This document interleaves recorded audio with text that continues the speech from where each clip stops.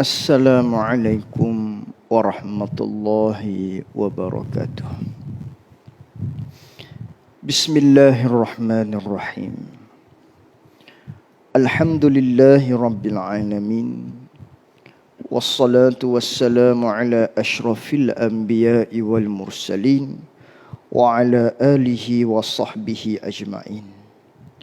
Allahumma fakkihna fid din wa 'allimna ta'wilih. Allahumma fakkihna fid din wa 'allimna ta'wilih. Allahumma fakkihna fid din wa 'allimna ta'wilih. Allahumma nawwir qulubana binuri hidayatika kama nawwaltal arda binurika syamsika abadan abada birahmatika ya arhamar rahimin. Rabbi shrah li sadri wa yassir li amri wahlul 'uqdatam min lisani yafqahu qawli. Allahumma salli wa sallim ala sayyidina wa maulana Muhammad. Alhamdulillah. Tama-tamanya kita merafakkan rasa syukur kita kepada Allah Subhanahu wa taala dengan limpah dan karuniaan nikmat yang Allah taala berikan kepada kita dengan bermacam-macam nikmat. Maka kita gunakanlah untuk melakukan ketaatan kepada Allah Subhanahu wa taala. Pada malam ini kita menyambung lagi muzakarah kita menerusi kitab Penawar Bagi Hati pada halaman muka surat 57, di mana perbahasan kita iaitulah berkaitan dengan sifat riya, yang mana ianya merupakan salah satu daripada sifat mazmumah, salah satu daripada sifat yang dicela oleh agama kita, oleh syarak kita, oleh Allah, oleh Nabi sallallahu alaihi wasallam. Maka oleh yang demikian perlulah kita jauhi, bersihkan daripada sifat riya ini. Yang mana dimuatkan sifat riya ini pada bab yang terakhir di dalam kitab kita pada bahagian yang kedua yang menyatakan berkaitan dengan sifat-sifat mazmumah. Bukan bermaksud sifat mazmumah ini hanya ada 10 sahaja. Hanya terdapat 10 sahaja sifat yang dicela. Tidak. Bahkan sifat yang dicela ni ada banyak. Akan tetapi sifat yang dicela ini, sifat mazmumah ini ada banyak. Cuma kesemua yang banyak-banyak itu akan terbiak, akan tercawang, akan terberanak melalui daripada asbab adanya salah satu daripada ataupun adanya 10 sifat besar-besar ni. Dia tercawan daripada tersebut, akan terkait daripada hak banyak-banyak tadi. Jika kita tadi mempunyai sifat yang dicela hak 10 bab ni, kalau kita hapuskan hak ni, maka tidak adalah yang lain-lain daripadanya. Sifat yang dicela tu banyak. Sifat yang dicela tu banyak, cuma hak ni kepala dia gitu. 10 ni ada dinyatakan di dalam kitab Penawar Bagi Hati ini merupakan ketua-ketua dia. Bila kita cantah ketua-ketua dia, bila kita hindari daripada kepala-kepala dia, anak-anak tu akan tidak ada lagi di dalam sanubari atau kesifatan seseorang tersebut. Jadi sifat yang ke-10 menyatakan riya. Mana riya ini ialah kita buat satu-satu ibadat nak kepada pangkat. Buat satu-satu ibadat supaya orang angkat kita. Buat satu-satu ibadat supaya orang puji kita. Buat satu-satu ibadat supaya orang kata kita baik dan lain-lain daripadanya. Ikutlah. Ini dikatakan dengan riya. Hati kita nak kepada yang tu hak kita buat baik, bukan kerana Allah Subhanahu wa taala, tapi sebaliknya kerana nak kepada manfaat dunia, supaya orang puji, supaya orang angkat kita. Ini namanya sifat riya. Orang tu telah terjangkit, telah didapati, telah terhinggat dengan virus riya yang perlu kita vaksin dia. Ini riak ni sifat yang dicela oleh Allah Subhanahu wa taala, sifat yang diharamkan, merupakan salah satu daripada dosa besar yang berbentuk batin. Mana dalilnya? Dalil kata sifat riak ni dicela oleh agama, dilarang oleh agama kita. Mana dalil dia? Lalu kata pengarang rahimahullahu taala, kita nak sambung pada malam ni.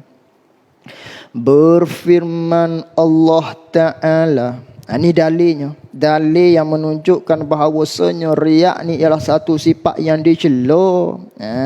Satu sifat yang dilarang oleh agama kita. Mana buktinya? Buktinya berfirman Allah Ta'ala. Apa Allah Ta'ala berfirman? Apa Allah Ta'ala kata? Fawailul lil musallin allazina hum an salatihim sahun. Allazina hum yura'un.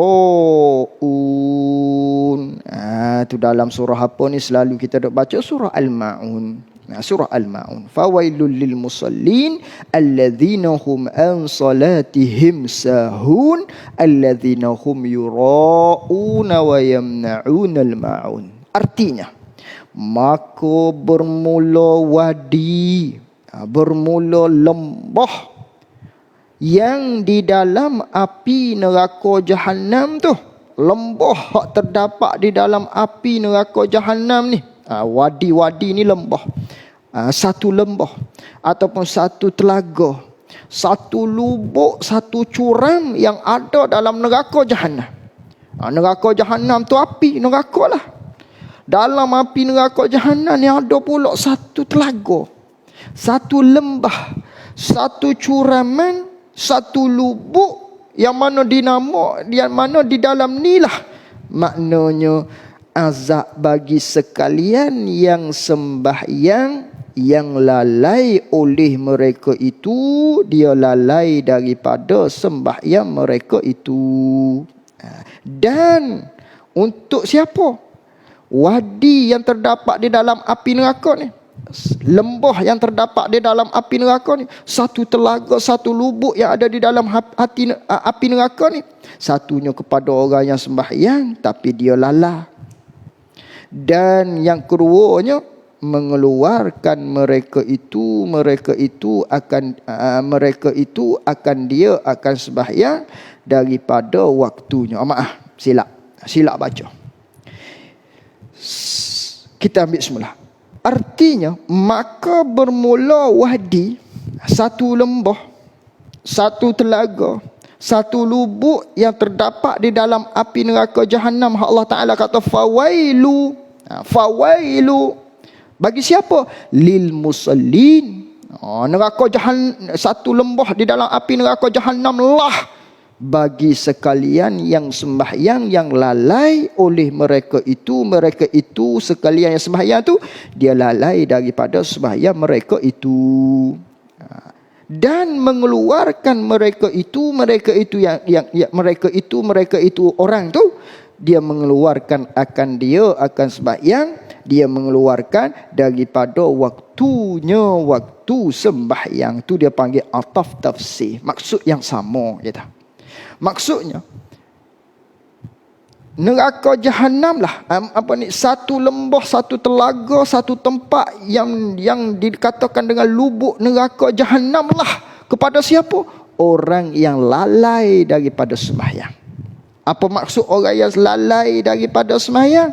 Iaitulah orang yang mengeluarkan daripada waktu sembahyang. Sembahyang zuhur dia tak sembahyang, atau dia panggil mengeluarkan daripada waktu tersebut.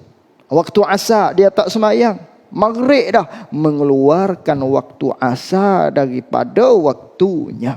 Waktu maghrib tak sembahyang, azan isyak, mengeluarkan waktu maghrib kepada yang lain. Isyak pula tak sembahyang sampai azan subuh, mengeluarkan waktu isyak kepada waktu sembahyang tersebut. Ini dia panggil orang ni tak menunaikan sembahyang. Maka orang ni orang yang Allah Ta'ala janjinya di dalam Al-Quran, fawailu. Maka satu lembah, satu lubuk yang ada di dalam neraka Jahannam tu ialah tempat baginya. Tu golongan yang pertama, golongan yang akan masuk di dalam wadi yang ada di dalam neraka Jahannam. Yang mana wadi-wadi ni disebutkan di dalam asar perkataan sahabat, lau suyirat fihi jibalud dunya ladhabat min hararatih.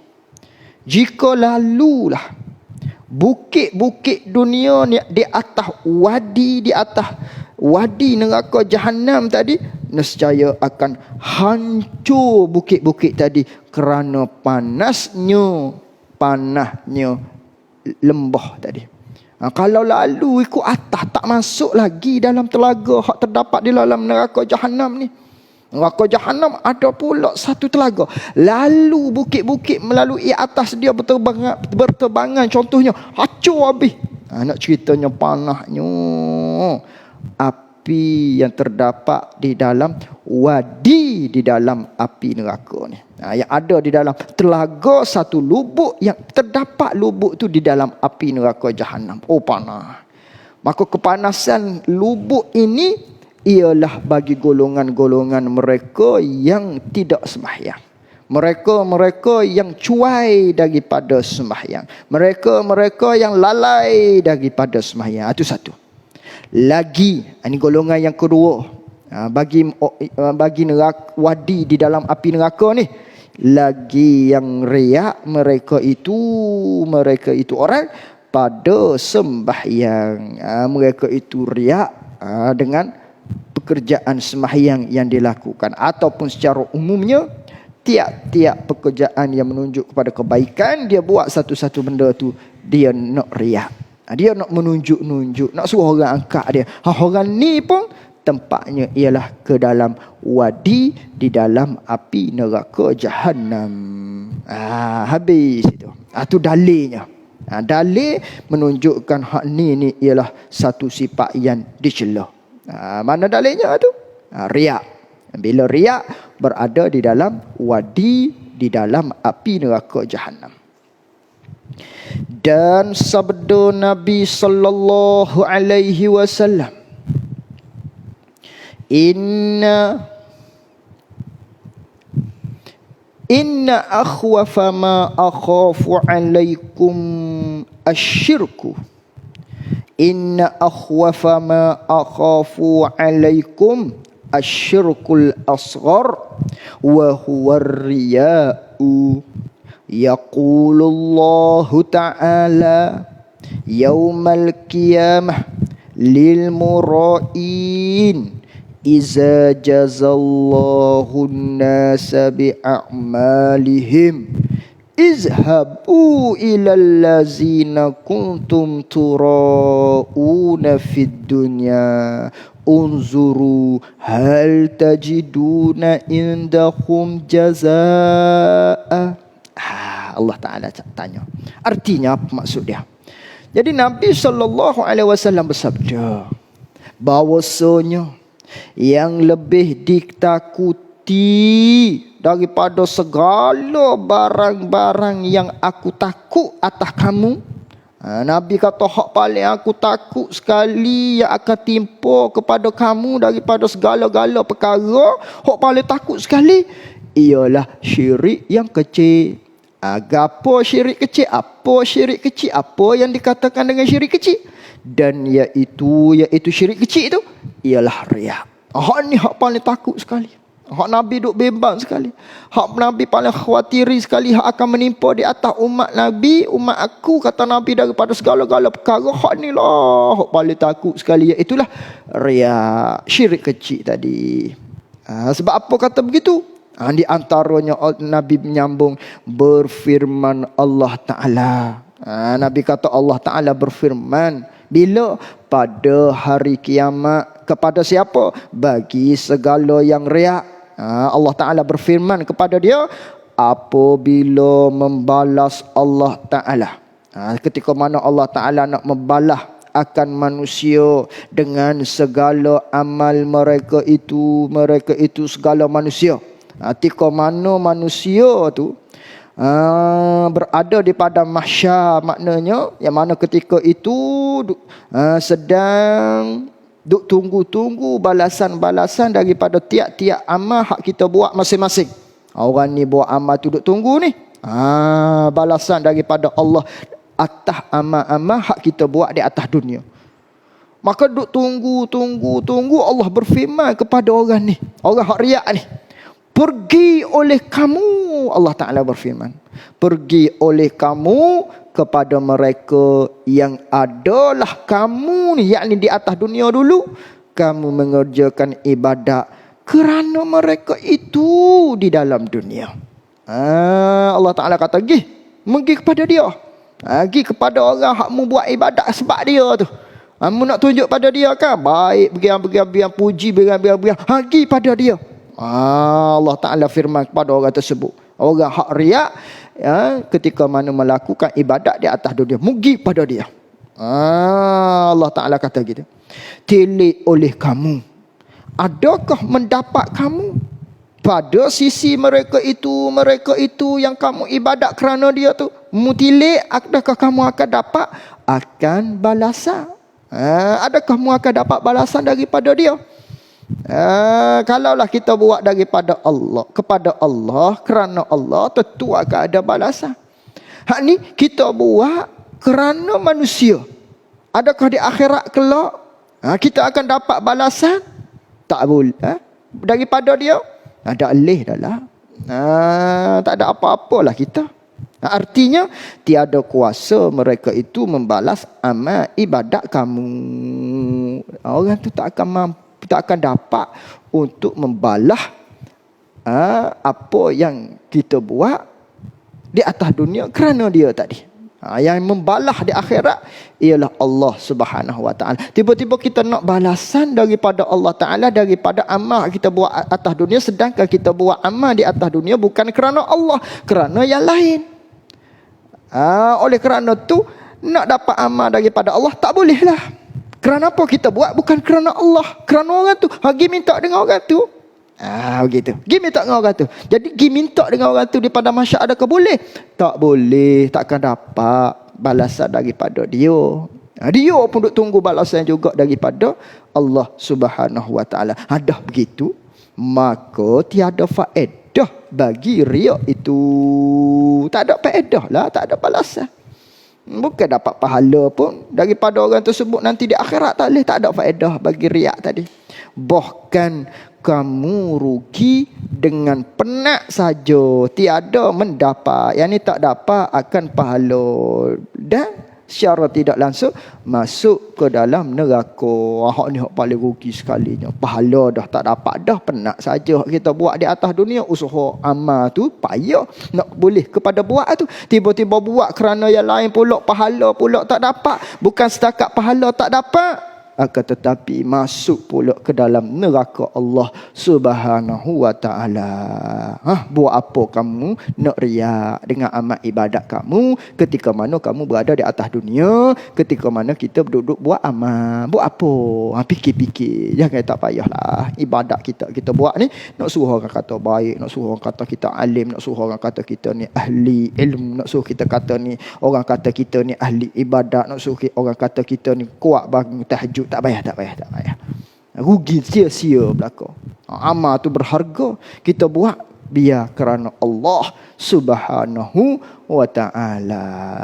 Ni jauhi daripada sifat riak tadi. Tak ada faedah. Rugi kita. Buat penat saja. Dan sabdanya, lagi dalil dia. Dan sabdanya, sabda Nabi, innallaha harramal jannata ala kulli mura'in. Artinya bahwasanya Allah Ta'ala mengharamkan Allah Ta'ala mengharamkan akan syurga kepada siapa? Atas tiap-tiap orang yang riak. Allah Ta'ala memperharamkan syurga kepada orang-orang yang riak, orang-orang yang melakukan ibadat kerana yang lain, bukan kerana Allah. Allah haramkan ke atas dia tu syurga dia. Allahu Rabbi, takutnya kita. Apa maksud Allah haramkan syurga? Dikehendaki mengharamkan itu, iaitulah menegahkan dan tiada memberi ia Allah akan dia akan syurga. Allah tak uwilah kepada orang ni syurga. Yakni Allah tak bagi izin masuk awal ke dalam syurga bagi orang yang riak. Gitu maksud dia. Karena kita maklum dah, tiap-tiap orang yang beriman pasti akan masuk ke dalam syurga. Maka hadis-hadis sebegini kita kena tanggunglah. Ulama-ulama ni dia ada tanggung kat sini. Kerana tiap-tiap yang beriman pasti akan masuk ke dalam syurga Allah. Jadi orang yang riak Allah haramkan, yakni Allah tegah orang ni, Allah tak uwi syurga dengan maksud tak beri masuk syurga awal. Kena azab dulu dalam neraka atas sebab-sebab yang tersebut. Gitu. Dan sabda Nabi sallallahu alaihi wasallam, rihul jannati yujadu min maisirati khamsimi'atin amin wala yajiduha man talaba dunya bi'amalil akhirah. Artinya, bermula bau syurga itu, bau syurga ni dicium dia akan bau syurga ni. Boleh cium bau syurga ni, Nabi kata daripada perjalanan 500 tahun boleh cium. Perjalanan 500 tahun jauh, orang yang beriman dia boleh cium dah bauan syurga ni. Perjalanan 500 tahun kira kita nak pergi Melaka, nak balik daripada Selangor nak pergi Kelantan misalnya, baru 9 jam, baru 8 jam, 10 jam katakan. Tak sampai lagi sehari semalam. Hak ni perjalanan 500 tahun jauh. Orang yang beriman boleh cium dah bau syurga. Orang yang beriman ni, orang yang baik-baik, orang yang berjuruh ni, boleh dah masuk syurga. Boleh dah bauan syurga tadi. Orang yang ahli syurga. Dan tiada sebaliknya, dan tiada mencium akan dia akan bau syurga ni oleh mereka yang menuntut dunia. Orang nak kepada dunia, hak dia nak dengan tutup dunia tu dengan amal akhirat. Dia buat amal akhirat atas dunia. Dengan amal akhirat hak dia buat di atas dunia ni, semayang baik, ibadat-ibadat, kebajikan-kebajikan, tiap-tiap perkara yang berunsur kebaikan hak dapat pahala ni, dia buat, dia tuntut nak kepada dunia, nak kepada kepujian, nak kepada harta, nak kepada yang lain-lain, bukan kerana Allah ni. Orang ni tidak akan dapat mencium bauan syurga, yang mana bau syurga ni boleh dicium dalam perjalanan 500 tahun tu, boleh dah cium kalau kira-kira. Tapi orang ni Allah Ta'ala tak bagi cium, tak boleh nak membau-baui haruman-haruman syurga yang kita akan nikmati. Hak ni menunjukkan kepada kita riak merupakan sifat yang dicela oleh Allah Subhanahu wa Ta'ala berdasarkan daripada balasan-balasan yang membinasakan kepada mereka-mereka yang bersifat dengan sifat riak. Dan ketahui olehmu bahawasanya riak itu ada 6 macam. Wallahu a'lam wa ilmuhu atam. Jazakumullah khairan jazaa. Assalamualaikum warahmatullahi wabarakatuh.